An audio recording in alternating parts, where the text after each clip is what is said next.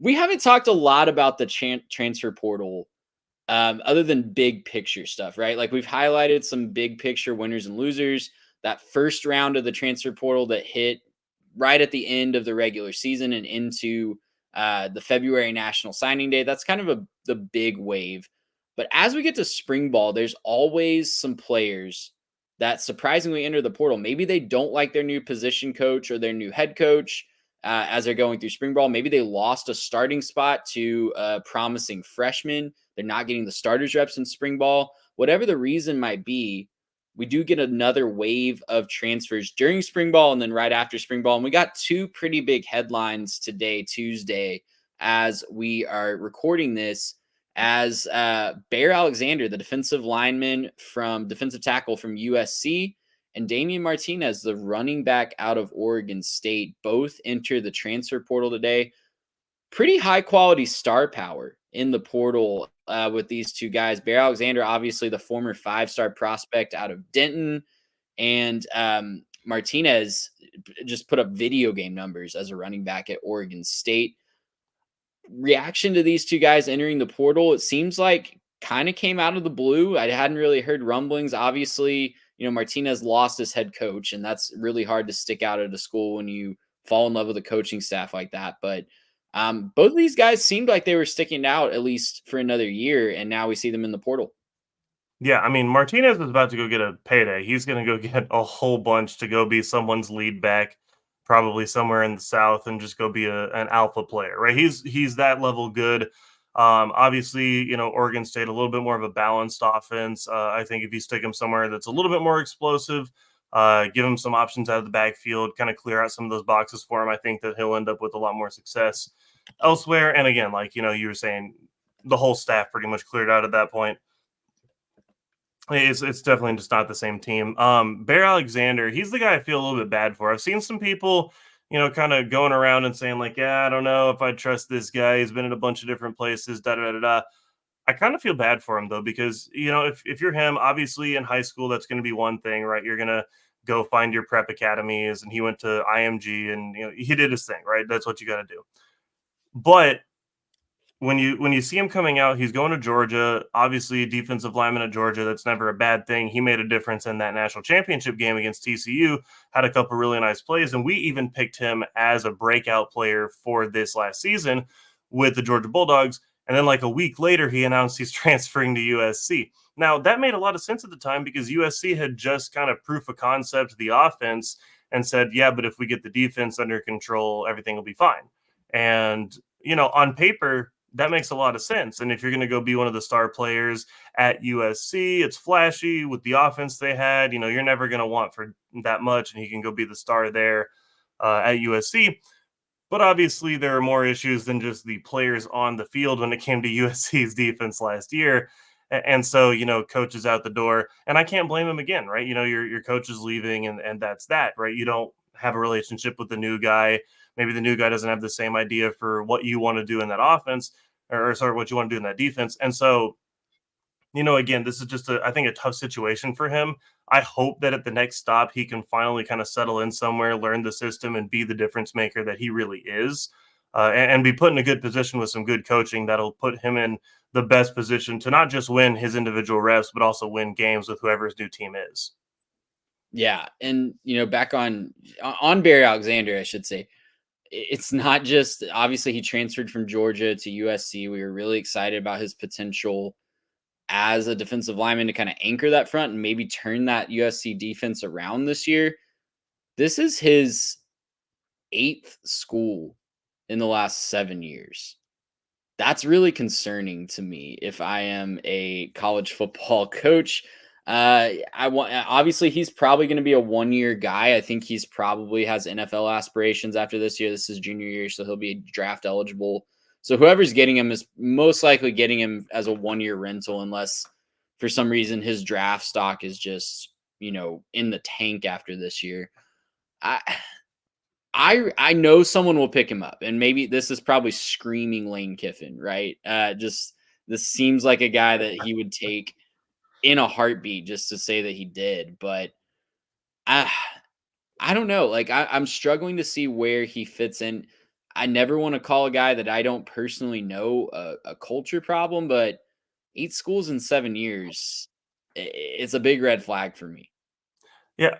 I want to give him a break on the college side. Like the high school side, you can, people are going to have stories, and that is what it is, right? When you're in high school, you're mostly trying to position yourself for ratings and for camps and to get exposed. And like this is just a part of the high school game when you're that level of an athlete, right? And we can complain about it all day long, and there's probably some real issues with it. But this is going to go all the way back to this goes all the way back 20, 30 years if we're going to talk about that being a thing, and even going all the way back to the rating system really coming out. This is just what that is. You get in front of people, that is what it is. And so I want to give a break on the high school side. When you look at the college side, yeah, he's been at a different school every year. I think that was more bad decision to go to USC, but this is kind of what it is with the NIL, right? It's just a bad decision in the portal.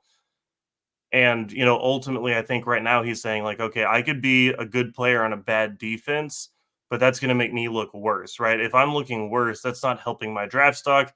That's not helping me as a player.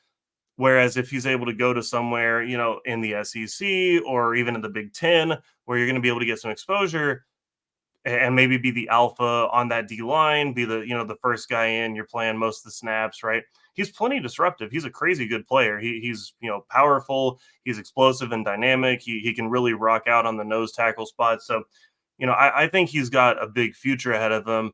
I get it, but I also think in this case, it's not just a guy going around trying to get a bag. I might be totally wrong on this one.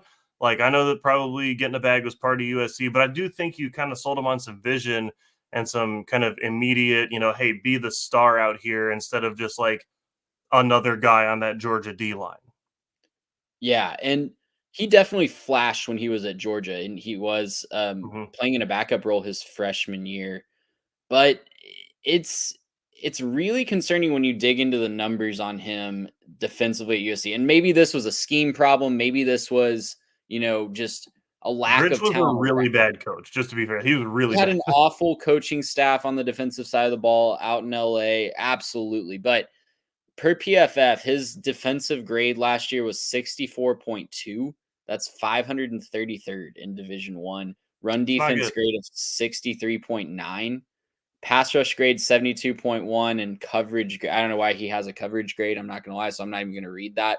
But it's not good. The numbers, the advanced analytics did not like Bear Alexander last year, and he'll have to Right. show that he can overcome that at his new school. I do want to shift back over to Martinez for just a second. Hmm. To me, I don't have any inside intel here. Obviously, to me, it seems like Michigan State would have the inside track at him with his former coach if they wanted him, and I don't know why he wouldn't. Maybe it could be another situation where a coach at Michigan State, launches a really good coming out season with a transfer portal running back. I don't know, shades of Kenneth Walker a few years ago. Yeah, I would think the main reason I wouldn't want to do that if I was him is because Michigan State plays some really, really good defenses. And if this is a year where he's going to do a 1 year and then go pro, I don't know. Is it his third year? I think. I I believe don't so. know. Yeah, this I should don't know be what his his junior year. eligibility is or if he'd come back for a second year. But if you're going for 1 year and you have NFL aspirations, you don't want to spend that 1 year running into the teeth of like Michigan and Ohio State or whoever else. I know they switched up the divisions in the schedule, so I don't actually have Michigan State's schedule in front of me, but they play good defense in the Big Ten, and they play slow, muddy up the middle type of defense. And if it was me, I don't know that I'd want to spend my whole year doing that for Michigan State, where I don't know where the talent level is. Obviously, there's been some kind of turmoil in that program. There's a reason they're turning it over, and I believe that that program can turn it around.